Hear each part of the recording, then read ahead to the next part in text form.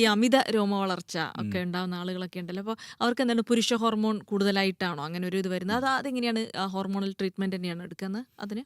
അതിനും hormone treatment വേണ്ടി വരും. എന്താ വെച്ചാൽ ബേസിക്കലി സ്ത്രീകളിലും പുരുഷന്മാരിലും രണ്ടിലും 2 ഹോർമോണും ഉണ്ട്. ഈസ്ട്രോജനും ടെസ്റ്റോസ്റ്ററോണും മെയിൽസിനും ഉണ്ട്, ഫീമെയിൽസിനും ഉണ്ട്. ഓക്കെ.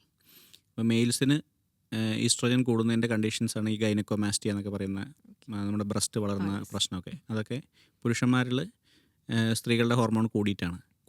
കൂടേണ്ട ആവശ്യം കൂടിയില്ല. ജസ്റ്റ് ഈ ബാലൻസ് ടിപ്പ് ഓഫ് ചെയ്താൽ മതി.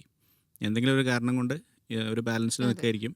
അപ്പോൾ ഈസ്ട്രോജന് കുറച്ച് കൂടുതൽ പ്രോമിനൻസ് കിട്ടുമ്പോൾ സ്ത്രീകളുടെ ഫീച്ചേഴ്സ് വരാൻ തുടങ്ങും. ഓക്കെ. അതുപോലെ തന്നെ സ്ത്രീകളിൽ ഇത് തന്നെയാണ്. ഇൻസുലിൻ റെസിസ്റ്റൻസ് വരുമ്പോൾ പതുക്കെ പതുക്കെ പുരുഷൻ്റെ ഹോർമോണിനായിരിക്കും കൂടുതൽ ഇത് കിട്ടുക, എന്തായാലും പറയാം, ഇമ്പോർട്ടൻസ് കിട്ടുക, ഉം. അല്ലെങ്കിൽ ബാലൻസിൽ ആ ടിപ്പ് ഓഫ് ചെയ്യുന്നത് കൂടുതൽ ഫേവർ ചെയ്യുന്നത് ടെസ്റ്റോസ്റ്ററോൺ ആയിരിക്കും. അപ്പോൾ ടെസ്റ്റോസ്റ്ററോൺ പ്രൊഡക്ഷൻ കുറച്ചുകൂടി ഓക്കെ. കുറച്ച് കൂടിയാൽ മതി. വളരെയധികം കൂടേണ്ട ആവശ്യമൊന്നുമില്ല. നമ്മൾ ചെറിയ എമൗണ്ടിൽ കൂടിയാൽ പോലും കുറേ കാലങ്ങളോളം കൂടി നിന്ന് കഴിഞ്ഞാൽ ശരിക്കും രോമവളർച്ചയൊക്കെ വരും. പിന്നെ ഇതെല്ലാം PCOS ആയിട്ട് എടുക്കാനും പാടില്ല. ഞാൻ ചിലപ്പോഴൊക്കെ റെയറായിട്ടാണെങ്കിൽ കൂടി വേറെ ചില ട്യൂമറിനെ കാരണവും ഒക്കെ പുരുഷ ഹോർമോൺ കൂടുന്നത് കണ്ടിട്ടുണ്ട് സ്ത്രീകളിൽ. അപ്പോൾ എല്ലാം PCOS ആണ്, എല്ലാം മൈൽഡ് കാരണങ്ങളാണെന്ന് വിചാരിക്കാൻ പറ്റില്ല. അപ്പോൾ മെജോറിറ്റി അത് തന്നെയാണ്. പക്ഷേ അതൊക്കെ ഒരു ഡോക്ടർ തീരുമാനിക്കട്ടെ, സ്പെഷ്യലിസ്റ്റ് ആയിട്ടുള്ള ഒരാളെ കാണിച്ച് അവർ തീരുമാനിക്കട്ടെ. നമ്മളായിട്ട് സോഷ്യൽ മീഡിയ ഒന്നും കണ്ടിട്ടൊന്നും ഒരു ഡയഗ്നോസിസിലേക്കൊന്നും എന്തായാലും പോകരുത്. ഒരു അവയർനെസ്സിന് ഇതൊക്കെ നല്ലതാണ്, പക്ഷേ അതെ. ഡയഗ്നോസിസിലേക്കോ ട്രീറ്റ്മെൻറ്റിലേക്കൊന്നും ഇതിൽ കൂടെ പോകാൻ പാടില്ല. അതുപോലെ തന്നെ ഡോക്ടർ, ഈ പുരുഷ ഹോർമോൺ ടെസ്റ്റോസ്റ്ററോൺ അത് കുറയുന്നതിന്റെ ലക്ഷണങ്ങൾ എന്താണ് ഉണ്ടാവുക ആളുകൾക്ക്? എങ്ങനെയാണ് തിരിച്ചറിയാൻ പറ്റുക? പുരുഷ ഹോർമോണിൻ്റെ കുറവുണ്ടെങ്കിൽ, ഒരു സിഗ്നിഫിക്കൻ്റ് ആയിട്ടുള്ളൊരു കുറവ് എന്തായാലും ഉണ്ടെങ്കിൽ അവർക്ക് ലൈംഗിക പ്രശ്നങ്ങൾ തന്നെയാണ് ഉണ്ടാവുക. ഇപ്പം നമ്മൾ നേരത്തെ പറഞ്ഞു, സ്ത്രീകളിൽ ഒരു ചെറിയ ഹോർമോൺ പ്രശ്നം വരുമ്പോഴേക്കും തന്നെ അവർക്ക് പീരീഡ്സിൽ പ്രശ്നം വരുന്നത്. അതേപോലെ തന്നെ ഒരു കറക്റ്റായിട്ടുള്ള ഒരു ക്ലിയർ ആയിട്ടുള്ള ഒരു മാനിഫെസ്റ്റേഷൻ പുരുഷന്മാരിൽ കാണുന്നത് എറക്ടൈൽ ഡിസ്ഫങ്ഷനാണ്. കാരണം അതൊരു ആക്റ്റീവായിട്ടുള്ളൊരു പ്രോസസ്സാണല്ലോ. ഒന്നും ഇല്ലാത്തതിൻ്റെ പ്രശ്നമല്ല, ആക്ച്വലി ഒരു സാധനം ഉള്ള. പക്ഷേ ഇറക്ഷൻ എന്ന് പറഞ്ഞാൽ ഉണ്ടാവണം എന്നുണ്ടെങ്കിൽ, ഇറക്ഷൻ കിട്ടണം എന്നുണ്ടെങ്കിൽ ടെസ്റ്റോസ്റ്ററോണും ബാക്കി എല്ലാ സിസ്റ്റംസും പ്രോപ്പറായിട്ട് ബാലൻസ് ചെയ്ത് പോയാലേ പറ്റുള്ളൂ. സ്ത്രീകളിൽ കറക്റ്റായിട്ട് പീരീഡ്സ് വരണമെങ്കിൽ എല്ലാ ഹോർമോൺസും ബാലൻസ് അതെ. ആയി പോയേ പറ്റുള്ളൂ എന്ന് പറഞ്ഞ പോലെ തന്നെ അതെ. പുരുഷന്മാരിൽ ഇറക്ഷൻ വരണമെന്നുണ്ടെങ്കിൽ എല്ലാ ഹോർമോൺസും ബാലൻസ് ആയി പോയേ പറ്റൂ. അപ്പോൾ ടെസ്റ്റോസ്റ്ററോണിൻ്റെ കുറവിൻ്റെ ഏറ്റവും പ്രധാനപ്പെട്ട ലക്ഷണം ഈ ഒരു എറക്ടൈൽ ഡിസ്ഫങ്ഷനും ഇതും തന്നെയാണ്. അല്ലാതെ കുറേ പേര് ക്ഷീണമാണ്, അതെ. ജിമ്മിൽ വർക്കൗട്ട് ചെയ്യാൻ പറ്റുന്നില്ല, മസിൽ വരുന്നില്ല, അതിന് ടെസ്റ്റോസ്റ്ററോൺ കുറവുണ്ട്. കുറേ ജിമ്മന്മാർ ആ അതെ. അവരുടെ ട്രെയിനേഴ്സ് ഉം. തന്നെ റെഫർ ചെയ്യാറുണ്ട് എൻഡോക്രൈനോളജിസ്റ്റിൻ്റെ ആ. അടുത്തേക്ക്. നീ പോയി ടെസ്റ്റോസ്റ്ററോണൊക്കെ ടെസ്റ്റ് ചെയ്ത് നോക്ക്, ചിലപ്പോൾ അതുകൊണ്ടായിരിക്കും നിനക്ക് ജിമ്മ് ചെയ്തിട്ടും റിസൾട്ട് കിട്ടാത്തതെന്നൊക്കെ പറഞ്ഞിട്ട്. കാരണം ഇവർ ചോദിക്കാൻ തുടങ്ങുകയെ, അവർ എൻറോൾ ചെയ്യുന്ന സമയത്ത് 3 മാസം കൊണ്ട് മസിൽ ഉണ്ടാക്കി തരാമെന്നൊക്കെ പറഞ്ഞിട്ടായിരിക്കും അതെ. ചിലപ്പോൾ അതെ. എൻറോൾ ആ. ചെയ്തിട്ടുണ്ടാവുക. എന്നിട്ട് എന്താ പിന്നെ മസിൽ ഉണ്ടാവാത്ത ചോദിക്കുമ്പോൾ, നീ പോയി ടെസ്റ്റോസ്റ്ററോൺ ടെസ്റ്റ് ചെയ്ത് നോക്കെന്ന് പറയും. ഞങ്ങളുടെ അത് കുഴപ്പമല്ല, നിന്റെ കുഴപ്പമാണെന്ന്. കാണിക്കാൻ വേണ്ടിയിട്ട്. അല്ലെങ്കിൽ അവർ തന്നെ ടെസ്റ്റ് ചെയ്യും. അതെ. അവർ തന്നെ ഒരു ടെസ്റ്റോസ്റ്ററോൺ ടെസ്റ്റ് ചെയ്ത് കൊടുക്കും. എന്നിട്ട് അത് കുറച്ച് മാർജിനലി ലോ ആണ്, നീ ഒരു ടെസ്റ്റോസ്റ്ററോൺ എടുക്കുക, ഇഞ്ചക്ഷൻ എടുക്കുക, അപ്പോൾ ശരിയാവുമെന്ന് പറയും. ആ. ടെസ്റ്റോസ്റ്ററോൺ ഇഞ്ചക്ഷൻ എടുപ്പിക്കുന്ന ഒരുപാട് ജിമ്മ് ആഹാ. ആൾക്കാരുണ്ട്.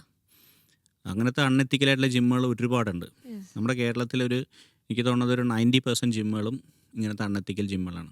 ഓക്കെ. പ്രോപ്പറായിട്ടുള്ളൊരു ഫിറ്റ്നസ്സോ, പുറത്ത് മാത്രമേ കാണിക്കുള്ളൂ ഫിറ്റ്നസ് എന്നൊക്കെ ഉള്ളത്, ഉള്ളിൽ നടക്കുന്നത് മുഴുവൻ അൺഫിറ്റ് അൺഎത്തിക്കലായിട്ട്, ആയിട്ടുള്ള കാര്യങ്ങളാണ്. അൺഎത്തിക്കൽ ആ. ട്രീറ്റ്മെൻറ്റും മെഡിക്കലി, അതായത് ഒരു ഡോക്ടർ മാത്രം പ്രിസ്ക്രൈബ് ചെയ്യേണ്ട മരുന്നുകളാണ് ഇവരിങ്ങനെ ബ്ലൈൻഡായിട്ട് കുത്തിവെക്കുന്നത്. ഒരു ട്രെയിനിങ്ങും ഇല്ലാതെ അവർക്ക് ഒരു പ്രോട്ടോക്കോൾ സ്വന്തമായി ഡെവലപ്പ് ചെയ്തിരിക്കുകയാണ് മസിൽ ഉണ്ടാക്കാൻ വേണ്ടിയിട്ട്. എന്നിട്ട് അതങ്ങോട്ട് കുത്തിവെക്കുകയാണ്.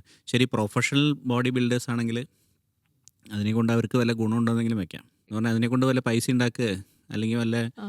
ജിമ്മിൽ ട്രെയിനറായിട്ട് പോകാൻ വേണ്ടിയിട്ടാണെങ്കിൽ, സാധാരണ മനുഷ്യന് ഇതിൻ്റെ ഒരാവശ്യമില്ല. ഇല്ല.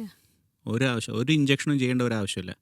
ഡോക്ടറുടെ ഒരു ടെസ്റ്റ് ചെയ്തിട്ട്, ഒരു ഡയഗ്നോസ് ചെയ്തിട്ട് ഡോക്ടർ സജസ്റ്റ് ചെയ്യണമെങ്കിൽ മാത്രമേ ഇങ്ങനത്തെ സാധനങ്ങളിലേക്ക് പോകാൻ പാടുള്ളൂ, ടെസ്റ്റോസ്റ്ററോൺ ഇഞ്ചക്ഷൻ പോലത്തെ സാധനങ്ങളിലേക്ക്. ഉം. ഉം.